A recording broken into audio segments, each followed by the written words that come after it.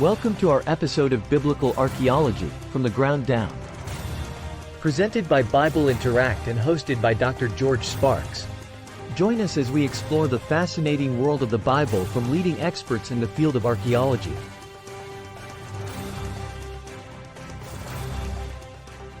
Welcome, people. I hope you're having a great day. My name is Dr. George Sparks, and I'm your host for Bible Interact, Biblical Archaeology from the Ground Down. Today, I have a special guest, Dr. Irving Finkel. I'm going to actually tell you about a little background right here. Dr. Irving Finkel from the British Museum, this prestigious British Museum. Dr. Finkel earned his PhD in Assyriology from the University of Birmingham under the supervision of Wilfred G. Lambert, with his dissertation on Babylonian exorcist spells against demons. That's a heck of a dissertation. Under the topic of philology, Dr. Finkel spent 3 years as a research fellow at the University of Chicago Oriental Institute. In 1976, he returned to the UK and was appointed assistant keeper in the Department of Western Asiatic Antiquities at the British Museum, where he is, and remains responsible for curating, reading, and translating the museum's collection of around 130, get this, 130,000 cuneiform tablets. That might take some time. In 2014, Dr. Finkel studied of a cuneiform tablet that contained the flood narrative similar to that of the story of Noah's Ark. Described in his book, The Ark Before Noah, was widely reported by the news media. The ark described on the tablet was actually circular, essentially a very large kufar. Is that how you pronounce it? A kufar? Yeah, and made of rope on a wooden frame. So rope on a wooden frame, but the tablet included sufficient detail of its dimensions and its construction to be able to be copied and make a copy of the ark to about 1/3 its scale, as documented in a 2014 TV documentary called Secrets of Noah's Ark that was aired on an episode of PBS's Nova series. This is also very interesting. He's interested in board games, and I don't mean the ones at the casino. Board games. Dr. Finkel studies the history of board games and is on the editorial board of Board Game Studies. Among the breakthrough works is his determination of the rules of the Royal Game of Ur. He also owns a replica set of the Lewis chessmen, which were used as props in the first Harry Potter movie. How cool is that? He also is a founder of the Great Diary Project, a project to preserve the diaries of ordinary people in association with Bishop Gates Institute. Dr. Finkel has helped to archive over 2,000 personal diaries. And in 2014, the V&A Museum of Childhood held an exhibition of the diaries of children written between the years 1813 and 1996. And 2 books that I'd like to talk about, one today. The first one we mentioned briefly, The Ark Before Noah, but now also the book, The First Ghost, which will be our topic today, in honor of his dissertation supervisor, Wilfred B. Lambert. So welcome to our program, Dr. Finkel. Thank you now, very much. One more second, because I had your book right here, and like you, I'm not afraid of no ghost. However, in a movie and in the museums, the one thing I don't trust are the mummies.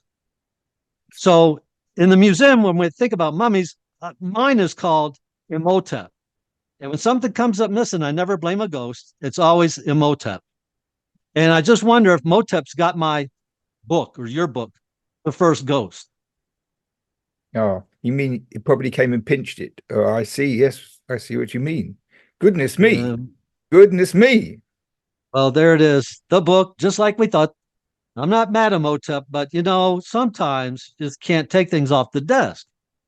Welcome, Dr. Finkel, author of The First knows. Well, it's very nice for you to invite me. It's rather an adventure. Yes, well, I'm glad to see that you have the leading figures from ancient Egypt under your control. This is a very useful thing. I'm afraid in the British Museum we can't do that. They all have to be left peacefully sleeping in their mummy cases or mummy wrappings, and we can't exploit them in that dreadful way. So anyway, I'm glad to see that you've retrieved this book, although there are other copies available if there's an emergency. But I wrote this book called The First Ghosts and Most Ancient of Legacies. And that's an important part of the title because I decided to write a book about the ghosts of the ancient Mesopotamian world. Now, the thing is this, there's a great deal of literature of all kinds about ghosts all over the place that people are besieged by. They sometimes buy things to read on the train. They sometimes see horror films. They sometimes hear all sorts of stuff and people hunting for ghosts on television. And the general idea is that half the stuff about ghosts that people see or talk about is not true. It's made up. It's invented for commercial reasons of one kind or another. And it's just one of those things that nobody really knows what to make of it. And another very common idea is that ghosts, if you want to go back in history, well, they know that they had ghosts in Victorian times and maybe in the Middle Ages, but there are very few publications of any kind which put the history of ghosts among human beings before the Middle Ages. So there's a sort of idea that maybe poltergeists began in Germany, and it goes back that sort of period.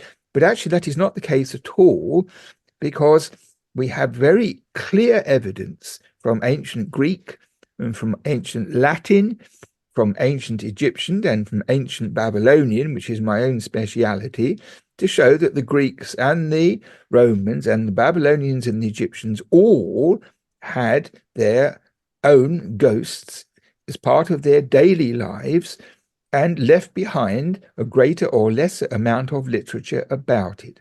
So there's 130,000 cuneiform tablets that you describe. They're made of clay, of course. They are about the size of what used to be called a box of 20 cigarettes, that sort of size. And you write on both sides of the clay with a sort of stylus when you press the stylus into the clay to make marks to write the language by syllables. So when writing first began, it wasn't the alphabet. They used to write in syllables. So you take a normal word like museum, and you'd have one sign, say mu, one for z, and one for and you write them in a row, and then you read them as the word museum, that sort of thing. So they had lots and lots of syllables in this cuneiform script. And the thing is, some of these tablets go back to well before 3000 BC, so that's 5,500 years ago. And we have texts from 3,000 years of time down to about the 1st century AD. We have these things written on pieces of clay, and most people go through life and they never see them.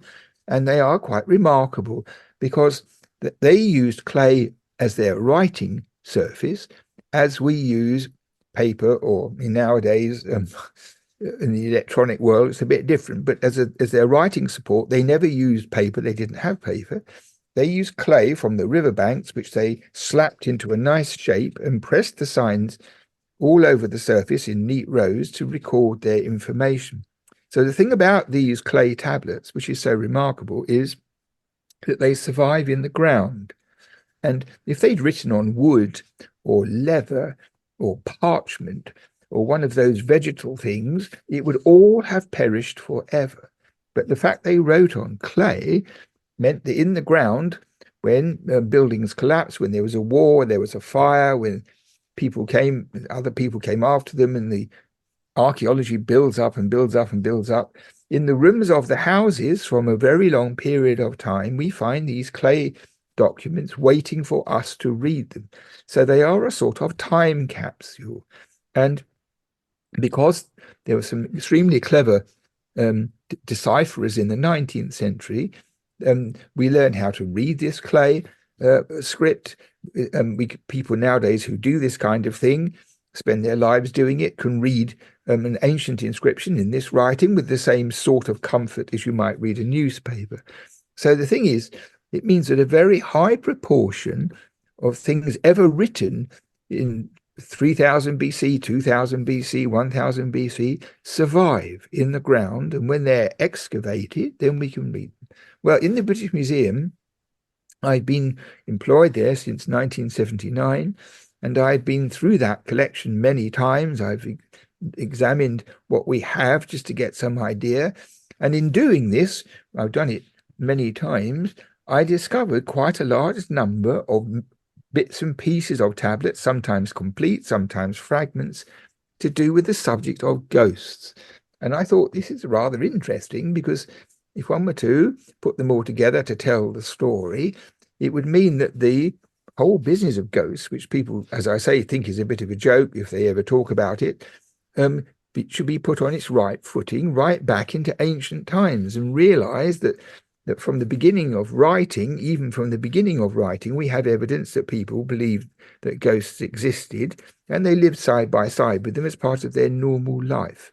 So this is the important point. The most important point is that if you read ancient inscriptions, if you are a classicist and you read Latin, or you read one of these clay tablets, one of those sorts of activities, it's easy to think that because the writing is so strange, and because sometimes the archaeological objects are so strange, that these people are as remote from us as you can imagine. We have nothing in common with them.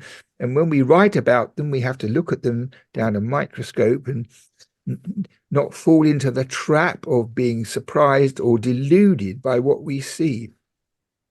So most people think that very ancient people, 3,000 or 4,000 or 5,000 years ago, were different from us, that they were less evolved, they were less intelligent, something like that. That's a load of nonsense. They were exactly the same as we are. They had the same range of intelligence, the same range of loyalty and dishonesty, and all the other human characteristics that you could make a long list of. So they had them too. And although their cultural material looks different, and their religion might be different from most world religions, nevertheless, the people whose words we can read and whose letters we can read and their literature are very familiar to us today. And there is no area in which this is more true than the question of ghosts, because in all these clay tablets, we have a really rather all-round view of ghosts in the time of the Sumerians and the Babylonians and the Assyrians. So in the Middle Eastern world, before the Persians came along, before Alexander the Great, before the Arabs took over the Middle East, long before that, the ancient cultures of the Sumerians and the Babylonians, we have all their documents, lots of their documents, and we can see what happened with ghosts. So, firstly, the most important thing about the whole matter is that in the modern world, some people have seen ghosts, some people haven't, some people would like to, some people never have. But the world is divided into three groups of persons. People who have seen a ghost and then they believe in it.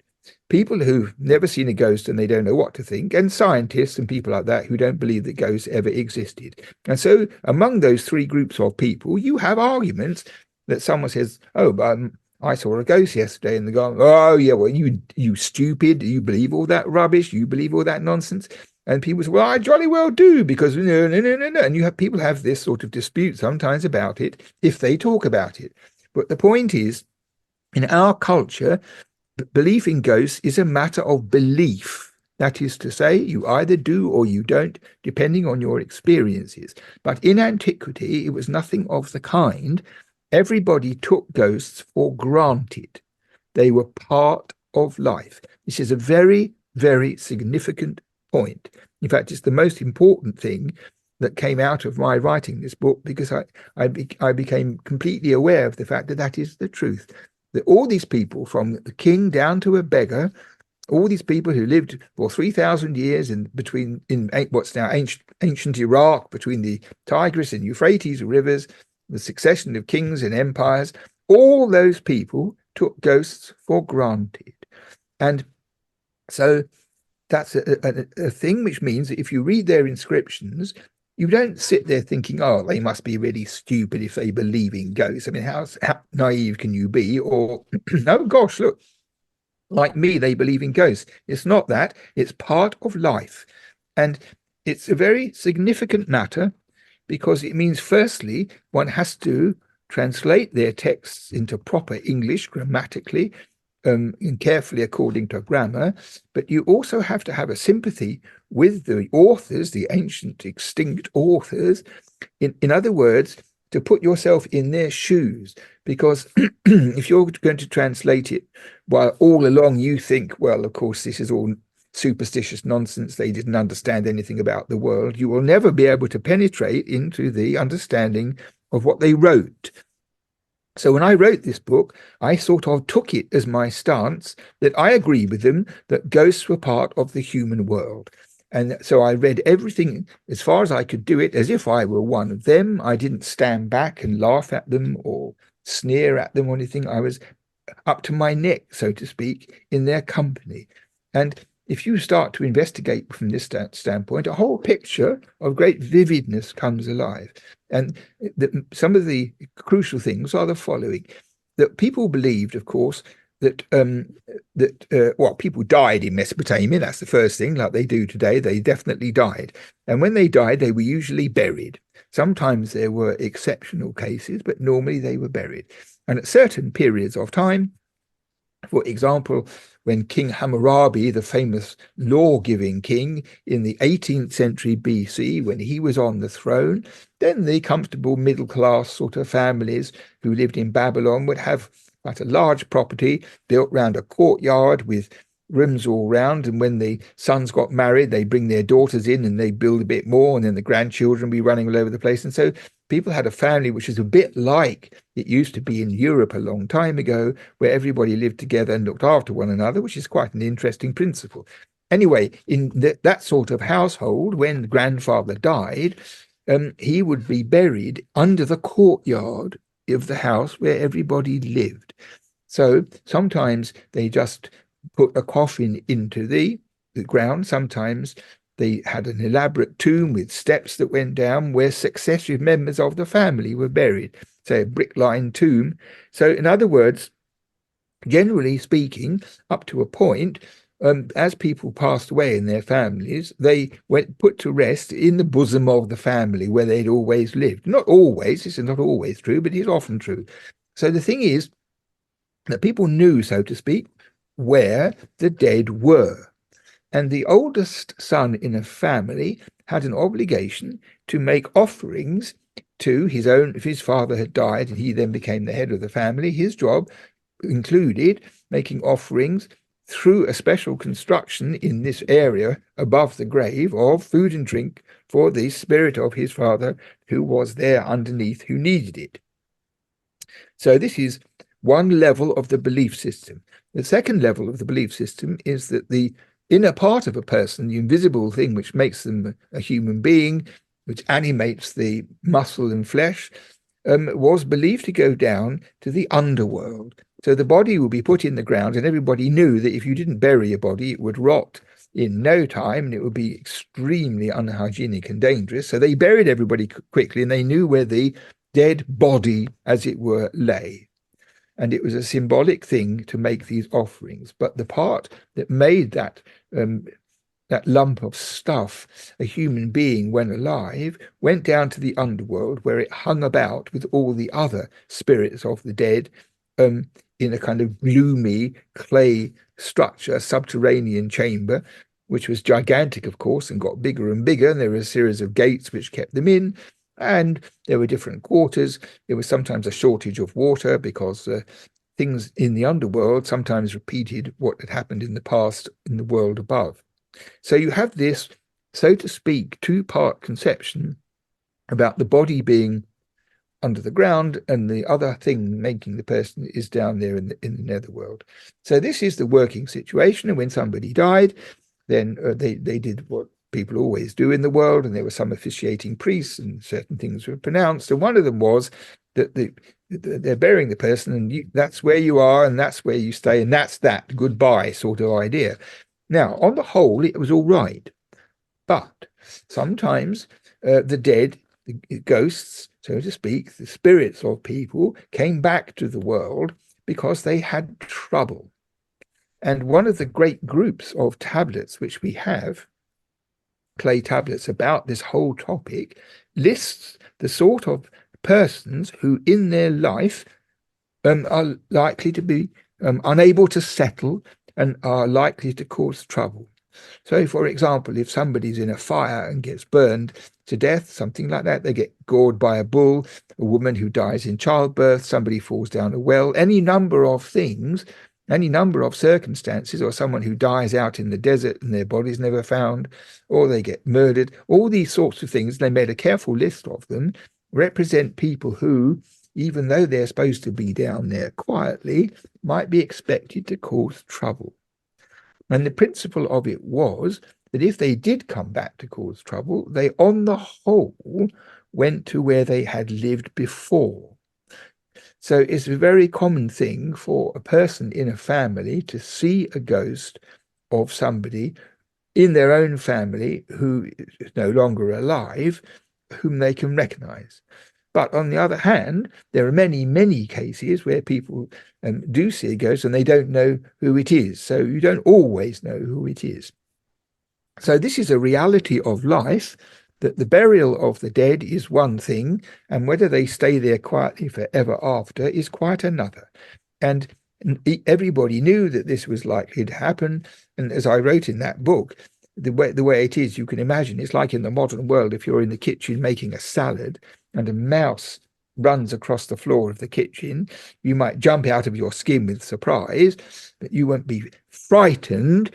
You might be a bit annoyed, and you might think you have to get somebody in, and you're going to have to pay them to do this, and there's an annoying thing like that, but it's not frightening, and it's not evil. And that is really how I think it was if somebody saw a ghost from a member of the family. It made them jump like anything, but they were sympathetic to the ghosts, because in principle they knew that if they came back, they had a trouble. So the people who were in charge of this sort of magic, that's to say, how to bring rest to these ghosts so they go back down where they belong and stay there, that was their job. They had spells and incantations and rituals and all sorts of magical things to encourage or coerce a ghost to going back where they belonged and to leave us alone.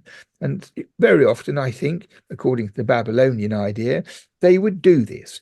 But the interesting and subtle point about this is the following: that if you have a whole collection of people standing in a row, like 120 people, you will have people at one end who are very self-effacing and nervous and shy and rather ineffectual, and you will have people right at the other end who are fascists and psychopaths and Nazis. So you have the complete range of human character possibility in human beings. Well, the same thing applies to ghosts, because if you were a weak and feeble person when you were alive, then your ghost would possess the same sort of personality. And if you were a savage killer when you were alive, then your ghost might be expected to be possessed of the same characteristics. So this meant that on the lower level, people were sympathetic to ghosts. They tried to do what they needed. They tried to give them offerings. They tried to institute things that would bring them peace.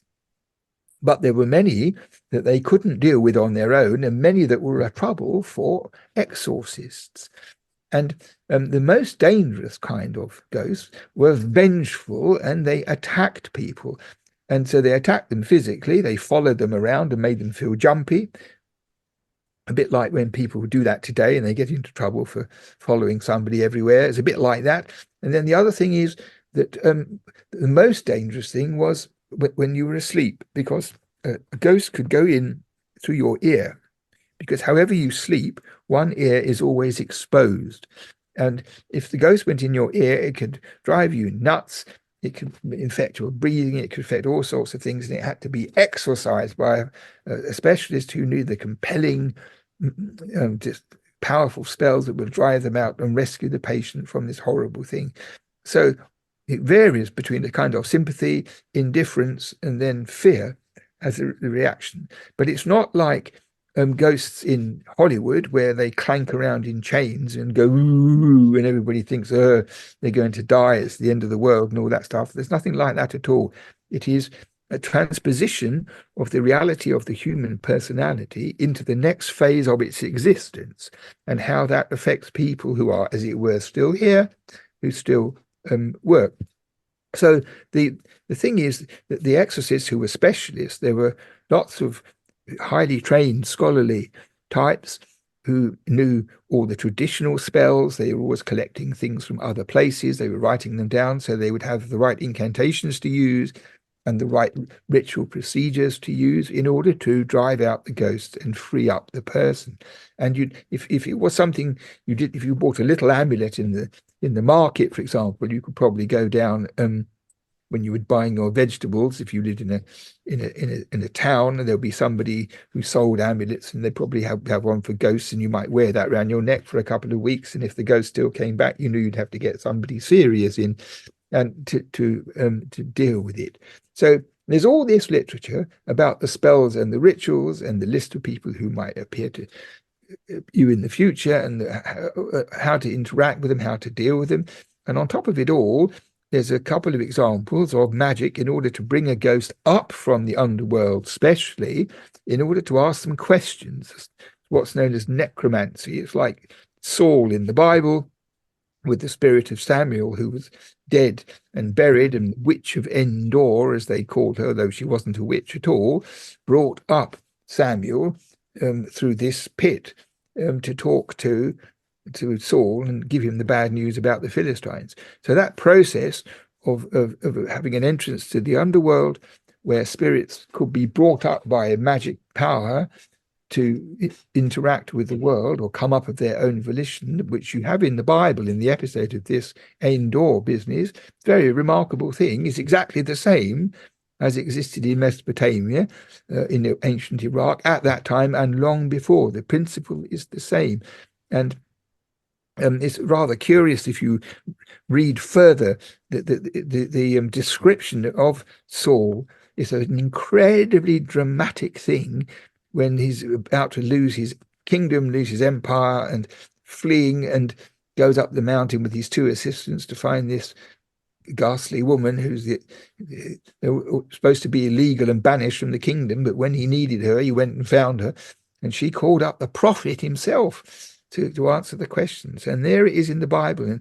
And a lot of theologians, Christian and Jewish and Islamic, have had a lot of trouble with this business. They always try to argue it away and say it wasn't really like that, and he didn't really see Samuel, it was just a figure of speech and this, that, and the other. But this is a load of special pleading and utter nonsense, because all the critics who demolish this story as being not what it says are completely unaware of the reality of the world at the time that this was happening. And when you read it with an Assyriological eye, it is, as it were, normal and everyday stuff, and there's no necessity to try and demolish it. It's very revealing, because most things in the Old Testament that are to do with wizards and demons and ghosts and things have been expunged by the editors, and they don't like it in the Old Testament. But all around all the civilizations, long before and long after, knew all about wizards and witches and demons and ghosts and everything like that as part of their lives in exactly the way I'm describing. And the Witch of Endor episode is quite remarkable, because it reads like someone who was there, who wrote it down. It's the most powerful journalistic account. It's an extraordinary thing. So I think that's a very important matter about the so-called Witch of Endor. In fact, anyway, that's neither here nor there. But the point is, the adoption by the Canaanites, the pre-Hebrew population of that part of the world, of the same Mesopotamian tradition with an entrance to the underworld, is an important indication that this was the general prevailing kind of attitude, that the dead could at a pinch be brought up. And in Mesopotamia proper, there are some tablets of necromantic type, where you get the skull of the person you want to talk to. And if they're buried under the floor in the courtyard, you can probably get hold of the skull rather easily. You plonk it on a brick, and then you anoint it with this special stuff. You burn this other special stuff, and you call upon the ghost, and the ghost comes up from the underworld and comes in and answers the question with, according to this Babylonian inscription, answers your question. So that is a very interesting thing as well. And you got hard to explain in a simple way, but what I summarized in that book, I put in all like stuff I could find really, was a kind of a whole picture of the Mesopotamian ghost business. It's all the stuff that they believed, or all the stuff that rather that they was part of their understanding of the world and how they dealt with it, how they got around the problems, how they made use of it. It's all one big picture, and it shows, I think, without contest, what I claim before, that it was part of life that everybody took for granted. It was not extraordinary, and it wasn't a matter of one person believing in it or another person not believing in it. So when I wrote this book, I did quite a lot of reading about the history of the belief in ghosts, and discovered that the obvious thing, that the picture that the human being, the body is one thing and the other part is another, and then it goes somewhere and theoretically can come back if it has to, is a kind of human universal. This is not something invented by the Babylonians or the Sumerians. It's nothing to do with invention, in my opinion.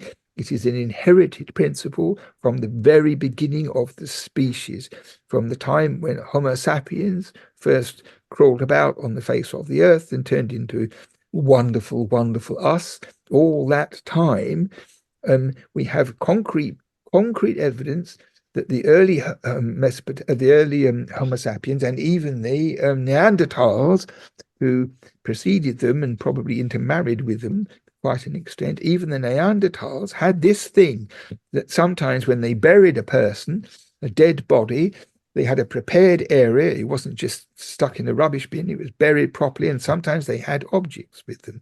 And my contention is, I will never be dislodged from this belief, that if you bury a person with objects, it implies for certain the conception that something of that person is going somewhere where they will need them, because they knew that a dead body is not going to drink beer out of a flagon. They knew that for certain, like we do. They weren't idiots.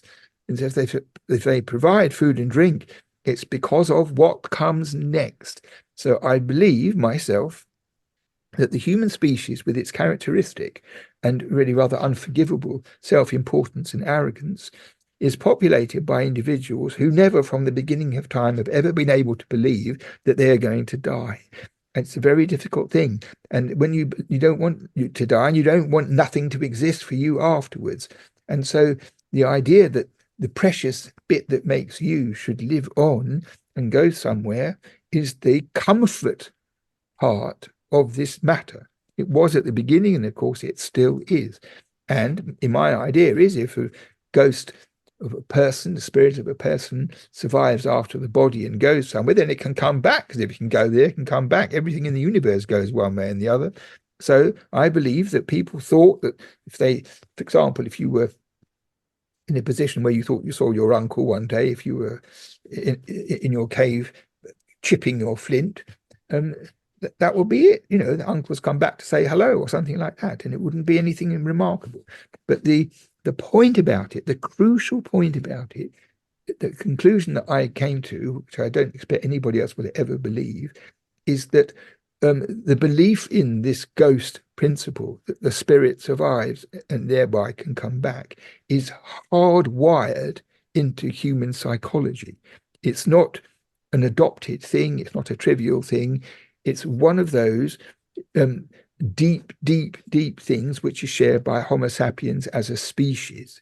This is my contention. So it has an interesting corollary, this matter.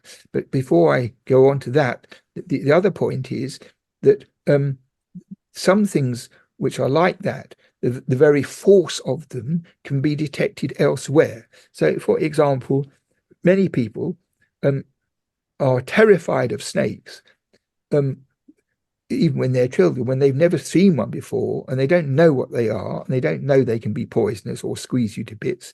But there's a built-in reaction in the human brain that knows that snakes are dangerous. And the same thing with scorpions. And it's an inherited, there's some kind of inherited thing in the human brain about that, which is so that, for example, if you decide to become a snake handler, you have to force yourself to do, because you have to override a kind of psychic repugnance which is unmasterable in most people. So there are these guys who you sometimes see in movies who have snakes around their neck, and if they're in an audience, loads of people gasp in horror. It comes out of them in a way which is unstoppable, the whole idea. And I think that is nothing to do with ghosts, but what it is to do with is that there are still residual things in human beings that go back to the dawn of time, when learning that certain insects, certain animals, certain reptiles were lethally dangerous was a crucial survival matter. And it's got worked into the fabric of the brain. Anyway, I reckon that all human beings are in this way the same wherever they come from and however sophisticated they are, and that they have inside them, sometimes swallowed down, sometimes suppressed, and sometimes very firmly denied, nevertheless, this belief under everything in the fact that something survives after death, and thereby you can see them. It seems to me in no way extraordinary if you believe in reincarnation. That's one thing. Or if you believe in what the Christian church says, when the weeping widow on the sofa and the clergyman says, well, your husband's spirit's in heaven, is in the right place, and all that. And the official religions talk without any hesitation whatsoever about the survival of the spirit of the person when the body has been buried. This is an axiom which all religions take for granted. So I come to this conclusion. A1, all human beings, whatever they say, if you tested them, would discover that they nevertheless believe in ghosts, whatever they said. And the second thing is that the ghost of a person seen by a credulous individual in a gloomy, whistly house, when they see a figure which is a ghost, what they see is no different from a ghost or a spirit that a clergyman talks about. The only difference between the two things is that the ghost is visible. That's the only difference. But if you make a list, what is a ghost and what is a spirit, they all match up, except you can't see the spirits that the police talk about, but you see, some people can see ghosts. So I came to the conclusion that indeed some people can see ghosts and some people can't, in a way, psychically, a bit like the business with some people are tone deaf. Whatever you do, they're tone deaf. Some people are colorblind. You can't do anything about it. So you have all manner of complexities with the human brain. And maybe there are some people who have a higher level of response to phenomena where they will see a ghost easily, and some people will never. I've never seen one. It's a very great source of irritation to me. I've always wanted to see a ghost. I never have. I'm not scared. I'll show them my book. But that's how it is. So this is a really interesting thing. And I'll tell you another small matter, which I regard as very significant. When I had the idea for this book, my publisher in London, Hodder, invited me in for a meeting with the man who is going to be my editor and about 6 other staff members, one who did edited manuscripts, one who did publicity, all that media stuff like that. They all wanted to know what this book was going to be about, And I said, what I was going to write about, and the evidence I was going to use, but I had this feeling behind it that it had a much wider application for people in general, and that a lot more people than ever admit to it would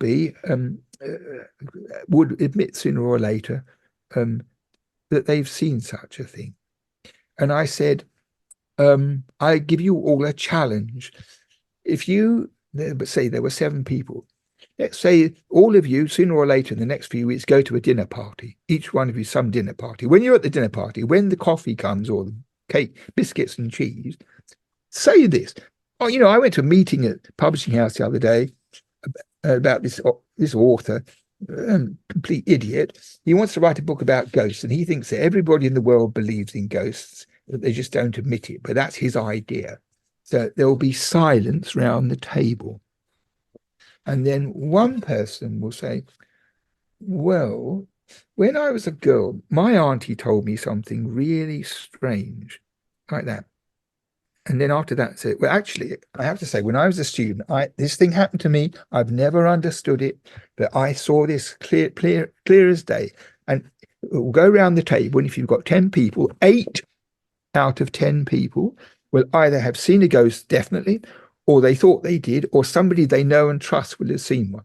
It's like that, and nobody talks about it, because if you pipe up and say that, people think, oh, God, really? Did you really? How interesting. They think you're a complete idiot. Now, I'll tell you one other thing. You can never convince scientists about anything, because they say that you have to have experiments that can be repeated. But I don't believe that you can't have an experience which constitutes an experiment which is unrepeatable. And if it isn't repeatable, then where's the scientific? Where does science play on this? And the reason I put it is this. When this book came out, I was sent all over the British Isles to literary festivals to give lectures about the first ghosts. And I always said at the end, has anybody ever seen one? And there's silence, and then one hand goes up, and then usually a lot of people do. And sometimes they talk about it. But the last one I went to was in the Lake District, a very lovely place. And at the end of it, the lecture, it was the last one of the day, we all went out to dinner in a restaurant. And not only the speakers from the day, but also the organizers. And there was about 20 people in this Chinese restaurant. It's great. And we were sitting around like that, eating. And then towards the end, this lady came around the table. She's about my age, youthful, in other words, that kind of thing. She was very sweet lady. She said, I was very fascinated by your talk, very interested, because of something that happened to me when I was a girl. Aha, I said, tell me more. So she told me what happened. She said that one day, one early evening in the summer, when she was in the sixth form at school, probably about 16, something like that, she was in her bedroom at her desk, looking out the window over the garden below, and she saw her grandfather walking across the grass. Now, that was an extraordinary thing to see, because he was dead. And she said, I knew it was my grandfather, and I believe it, because I just imagined to myself, here, looking out on the lawn, if it turned out that an old man who wasn't my grandfather was walking across the grass, I'd know it wasn't my grandfather. And if it was my grandfather, I'd know it was my grandfather. So I believe her that she saw her grandfather walking across the grass. Okay? First point. But what happened next is the most revealing, because when she recovered from the shock, she went downstairs to find her mum to tell her what had happened. And her mum was in the kitchen, and she was leaning on the sink like this, staring out of the window into the garden. And when her daughter came in, she turned round and said, you're never going to believe this. I just saw my father walking across the grass. So that is a kind of neat piece of documentation. And I mentioned this to you because probably anybody who ever hears any of your programs will know people like this when these things have happened. But the point is, that lady had hardly ever talked about that since. I could tell, because it wasn't a glib recital. Here we go with the ghost story. I'm going to tell somebody else. When she told me, the hairs on the back of my neck went up, because it was the real thing. And when she talked about it, we were back when she was 16 and her mum was in the kitchen. It was very, very powerful thing. And it certainly wasn't invented or misremembered or even exaggerated, because it's so simple, the essence of it. So I thought that was a very interesting demonstration of the matter. So I'm hoping to see a ghost. I hope one day I will. So that's it. I think this book, I have one here actually, because although it's not written, hidden in a mummy case, this book here, I have to say now, You know, that's a movie prop. That's not a real one. I know that. It was jolly smart, Okay. though. It's jolly smart. Yes. Anyway, I got a hold of a copy of this book. I read it, actually. It's rather good. I found it rather interesting. I'm glad I read it. I Thank you. recommend it to all my Thank you. friends. Yeah. Mhm.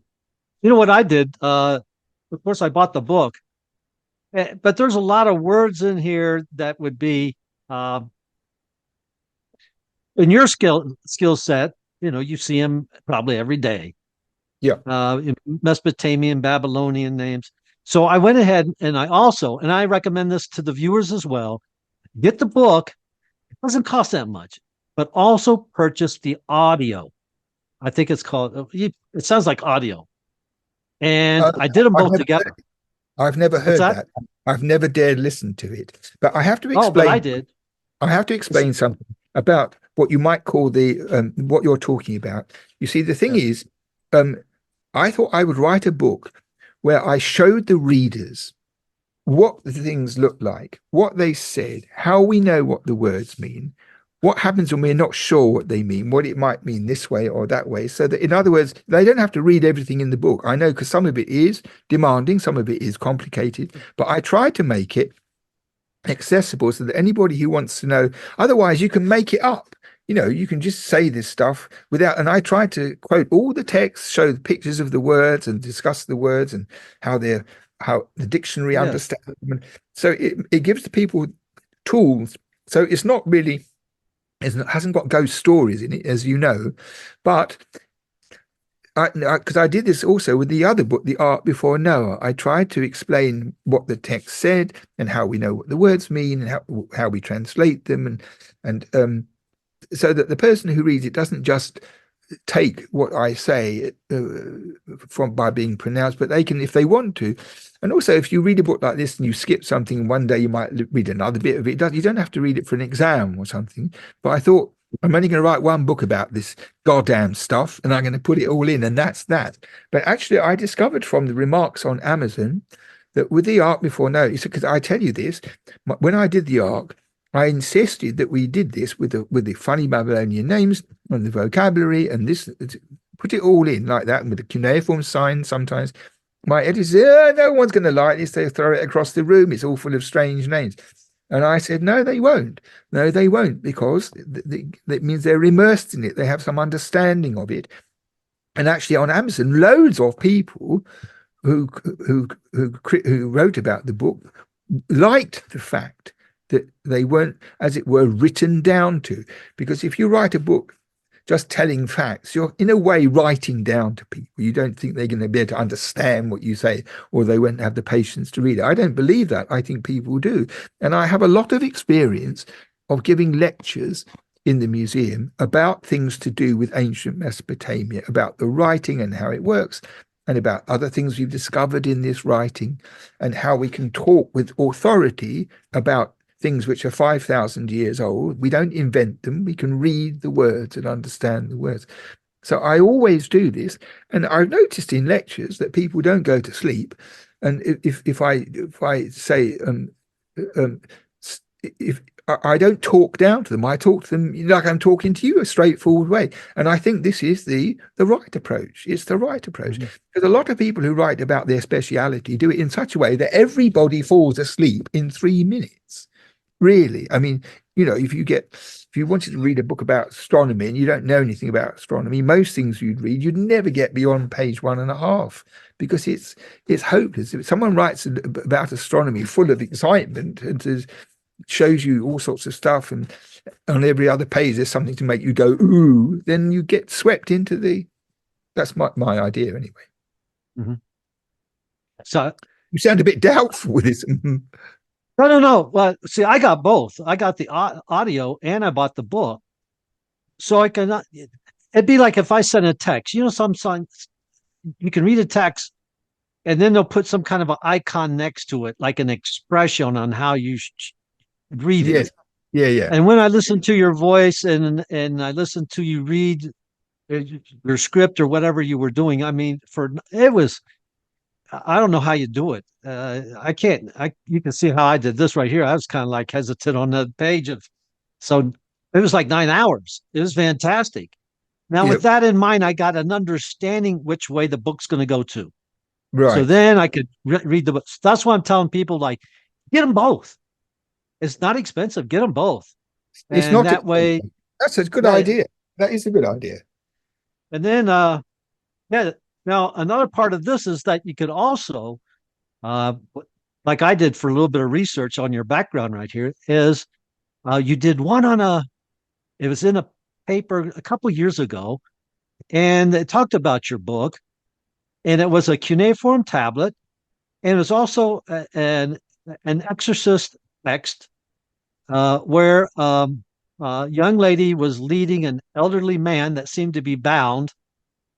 And then there was I'll just say a recipe, an incantation on how he was going to be driven away.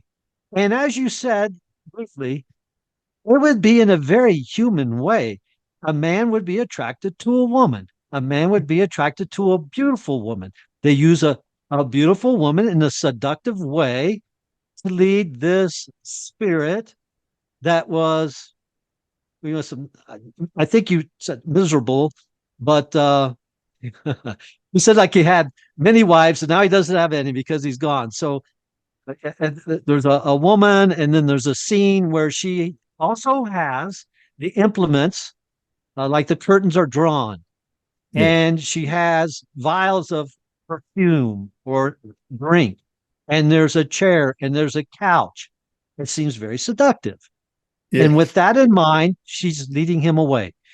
Mm. I thought that was incredible. I really enjoyed that, because it put it in a very, in the next world spiritual sense, with all the feelings and empathy that we have in this world that we live in. Yeah, that's right. There's another thing about that story because the tablet was written by a professional magician who specialized in ghosts. And what he did was when they did this ritual that you've described, they used to make a little model out of clay of the ghost and a little model of this woman. And then they will be buried together at dawn in a hole somewhere near the river and given all the things they would need. And she was supposed to take him on a little boat on this river down to the underworld, and that would be that.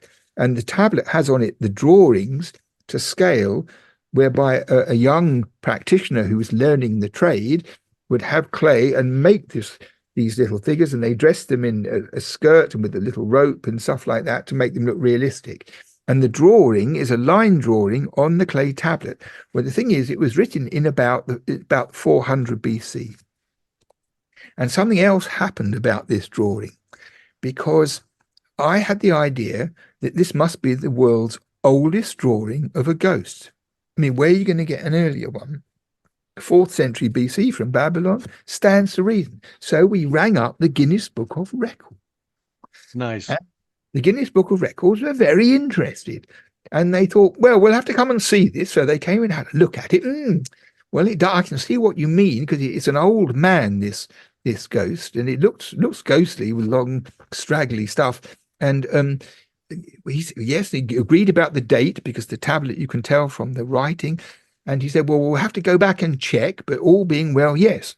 So they went back and checked, and we got an official letter saying that this tablet was going to be in the next edition of the Guinness Book of Records. And there it is, the tablet from the British Museum with this drawing on it in that. So it's next to, you get a guy who can drink the most number of pints of beer in one go, and the guy who, I don't know, can jump highest on a bouncy machine. I don't know. It's full of daft things. How many tomatoes can you swallow in a minute? And there is this tablet, one of the world's great records. So I'm very, very proud of that, because it's so remote from the actual norm. But the guy was really enthusiastic. He came and talked to me all afternoon about it. He was very, very excited about it. And it's in there. I think it's only in there for 1 year. I don't know what happens next year. Maybe somebody will find an earlier one, but I bet they don't. So yeah, I thought it was fantastic. Yeah. It's a funny thing. It was. It's very interesting. Of course, yeah. You know what? I found that article because they just had a new movie come out. I think it was last year. It is called The Priest Exorcist. And it draws interest in other, like other mystical phenomena.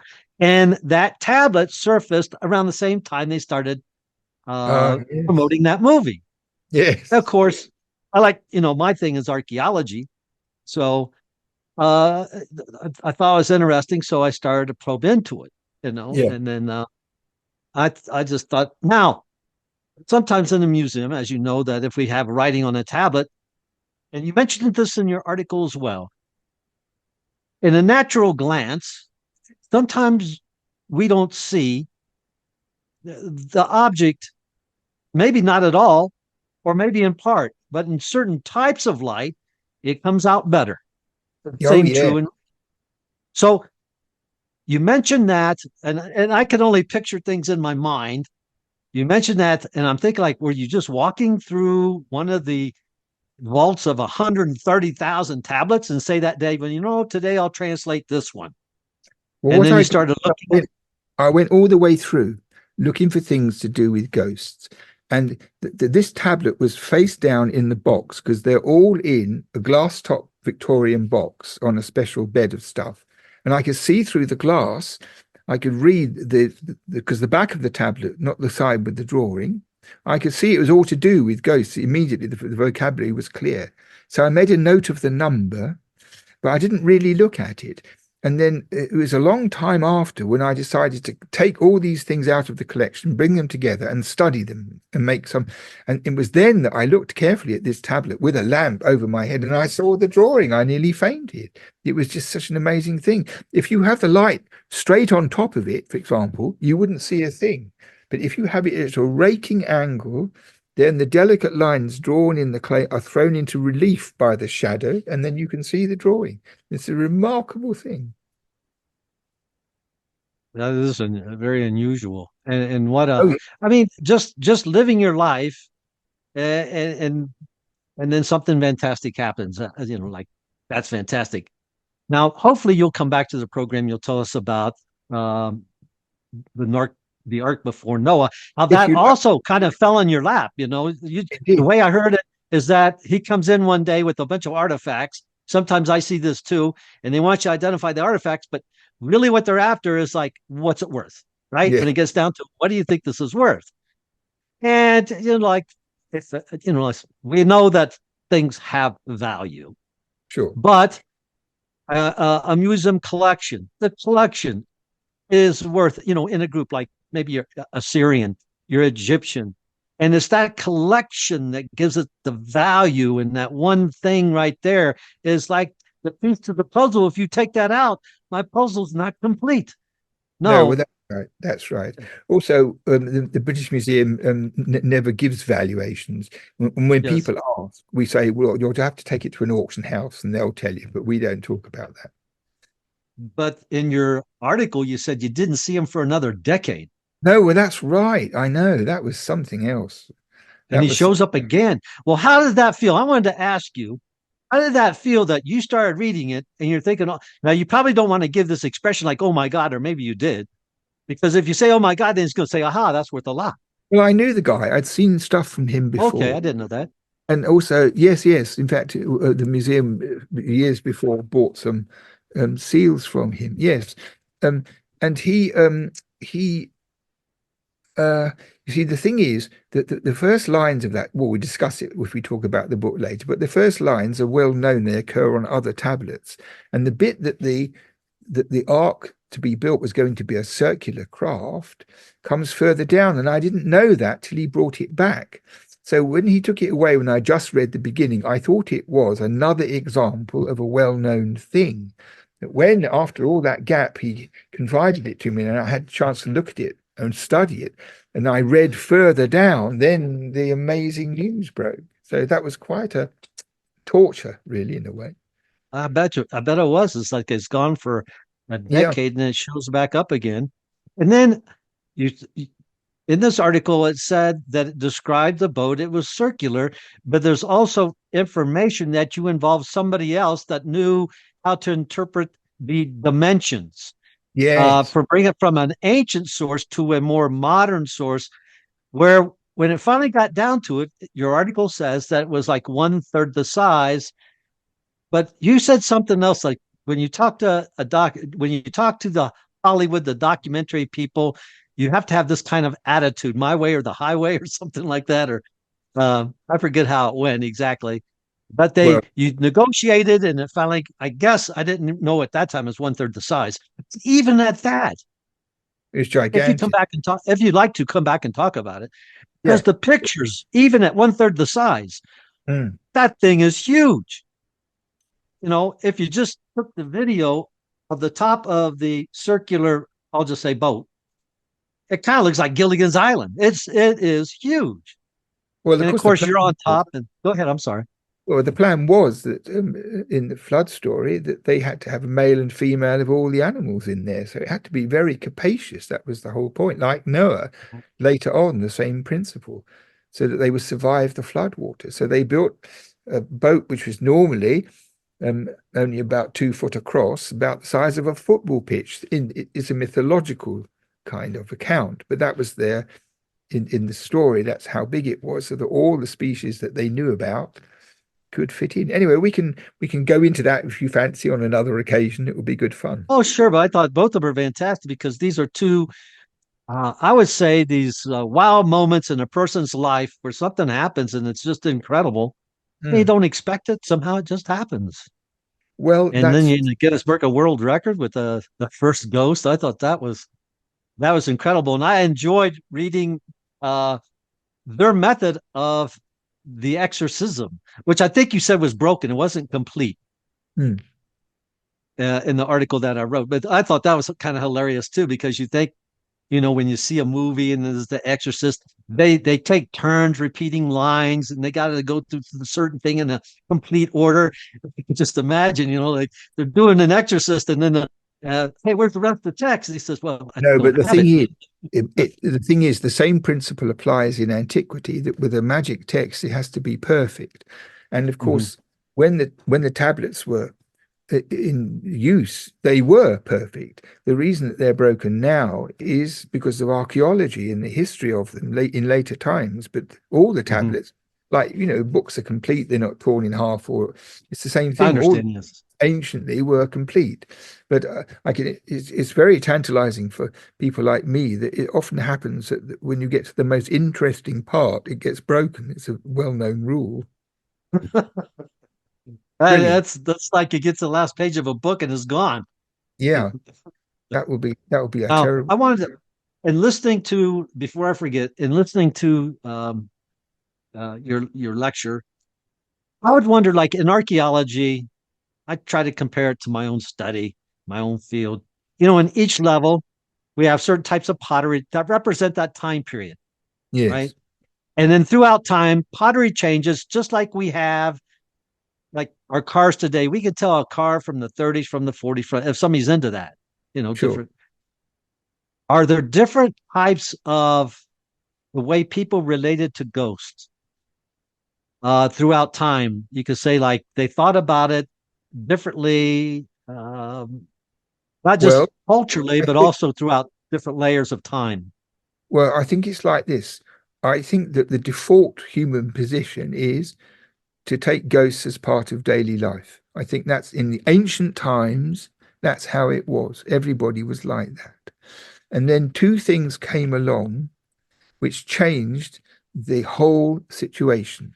One of them was organized monotheistic religion and beliefs of the original type were affected and suppressed by